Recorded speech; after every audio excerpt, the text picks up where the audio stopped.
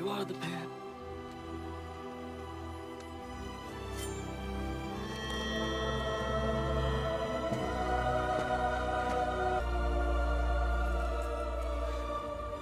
You can fly, you can fight, and you can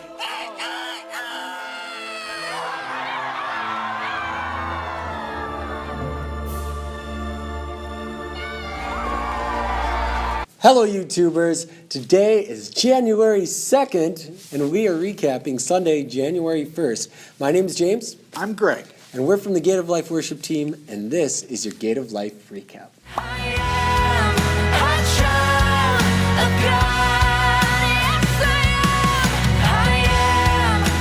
Happy New Year. Happy New Year's to everyone who catches and watches our videos. So, yeah. We took a couple weeks off to kind of refresh ourselves a little bit to get ready for the new year, and we appreciate you watching. Darn tootin' we do. Thank you, and God bless all you techno-Christians out there. Techno-Christians. We continue on the story of the birth of Jesus because, after all, in the church calendar, it's still Christmas, and we actually have 5 more days of Christmas, and the song 12 Days of Christmas actually relates to the season of Christmas, which is the shortest season in the church cycle. Today's first reading was from Galatians, and it was talking about Jesus being born and the angels going and talking to Mary, letting her know that she was going to be having a baby. You know, we're celebrating him as a young child right now, as a newborn baby. That's right.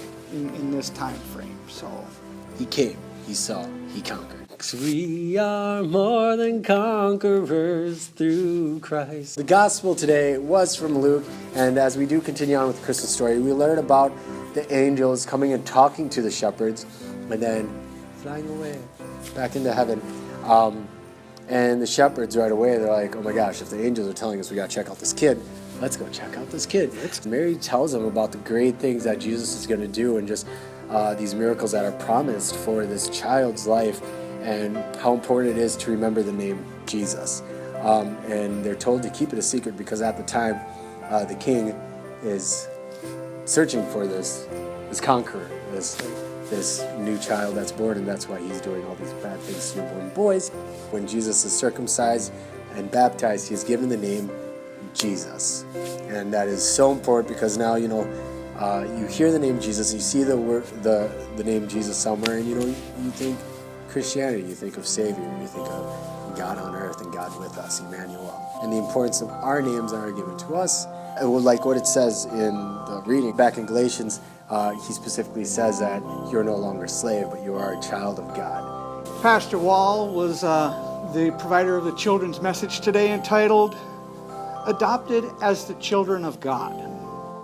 And his first question was, are you having a good Christmas? And I think it kind of threw the kids a little bit because they didn't realize that Christmas was still going. Yeah. And a lot of their answers were travel. You know, they went to see their grandparents. You know, aunts and uncles came to see them. You know, it's a family time. Merry Christmas to everybody. You know, it's still going for 5 more days. So you can still say it. Mm-hmm. Merry Christmas. Merry Christmas. And a Happy New Year. So the sermon today, it was titled, He was called Jesus, right? Yep. He was called Jesus was the name of the title today. And Pastor Wall goes into really pointing out what is in a name and just identifying that so much goes into a name. We went through congregation members today, and it's like, what do you think of when you hear your name or when one of your friends hears your name? And all of a sudden all these other things are tied to it. In the gospel and the readings, we talk about no longer being slaves to sin, but being adopted as children of God, and what that means to be a child of God, and what it means to be truly adopted by God. And it's very saving and like renewing just who you are. He talked about a prisoner, right? A prisoner, Right. Yep. who was struggling with a lot of the sins and growing up in an environment where he was given a lot of names. A religious person comes in and talks to him. He asks what his name is, and he says, I have many names, what do you want to call me? And he simply just says, you are now a child of God. And in that, when they were talking about his sickness and things that were going on with him personally, and he told the religious person that was visiting him, on my cross, all I want put on there is child of God. Yeah.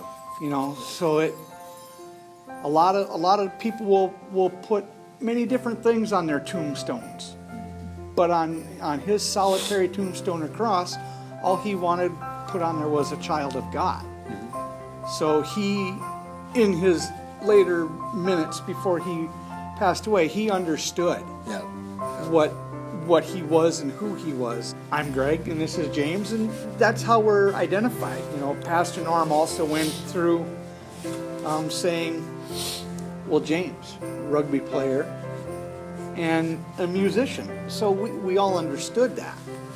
And then a couple other people talked about their names in, you know, here at Gate of Life service today too. So if there's ever advice given for going into a new year when you're carrying a lot of regret, is to learn to let that regret go. Don't try and make changes off of bad feelings, because you'll end up in a very big cycle of self-shaming when you trip up or slip up. I think this is like the perfect idea and message to start off the new year, because you think of New Year's Eve and just people trying to have a better year than last one. I think New Year's Eve tends to be kind of a night full of a lot of revelry and kind of regret, you know, and kind of just thinking I need to do different next year. I want to do this differently because I'm not happy with this part of me, whether it be a mistake, maybe it's a relationship or dieting, or maybe it's schooling or work or family members or other type of relationships. You really hear a lot of people trying to do these self-improvement things on New Year's Eve and making these New Year resolutions. And what a better way to go into the new year than to remind us that Jesus welcomes everybody, the children, you know, and that truly to be a child of God is to understand and accept the fact that, yes, you're a sinner, but through God, through Christ, through this child that was born during the season, He has forgiven us. He has forgiven us, and now it is our job to truly uphold and carry what God expects of us. So, I mean, it's not just so much like, oh, God's forgiven us, now I'm good, I can still do whatever I want. Now you've been given that chance to be new in the new year, but not live in that regret, but use it as a lesson to learn and push forward. I know all you people are on Facebook and on YouTube or Instagram, so you see those videos of these stray dogs and cats that are dying and sickly and everything, and somebody decides to come by, pick them up, and you see the before and after picture. It's a completely different animal. And in a way, we are very much the same when it comes to being adopted by God and being children of God.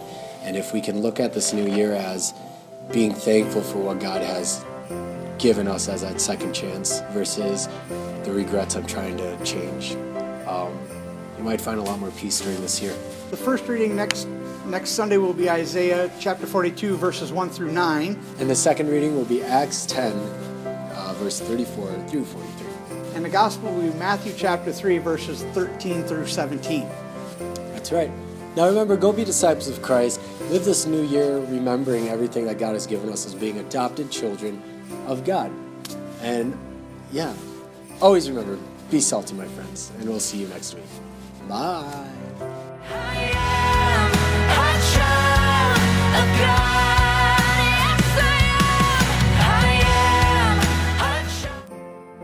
Hey guys, thanks for watching, and if you enjoyed this, please subscribe to our YouTube channel at Gate of Life Bethel Lutheran, and we post videos like this every single Monday for the service prior. Also, look us up on Facebook at Gate of Life, and you can keep up with any verses or YouTube videos like this through there too. Alright, we'll see you next week.